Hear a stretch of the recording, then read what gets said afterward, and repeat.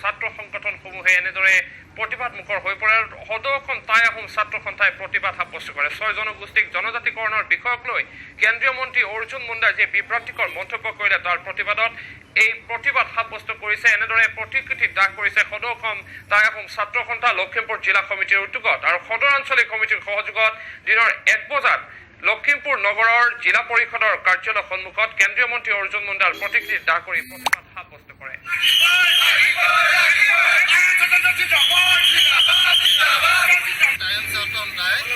কেন্দ্ৰীয় জনজাতি পৰিক্ৰমা মন্ত্ৰী অৰ্জুন মুণ্ডাই যি বিভ্ৰান্তিকৰ বিবৃতি দিছিলে সংগঠন তাৰ প্ৰতিবাদত আজি আমি জিলা টাইম ছাত্ৰ সন্থাই তেওঁৰ প্ৰতিমূৰ্তি দাহ কৰা হৈছে।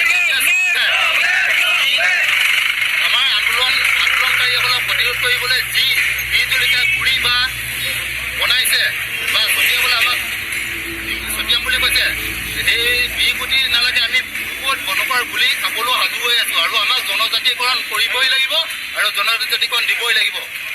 এয়ে আমাৰ দাবী কেন্দ্ৰীয় চৰকাৰৰ আছে। 1999 চনৰ মডেলিটি আধাৰতে জনজাতিকৰণ। এইপিনে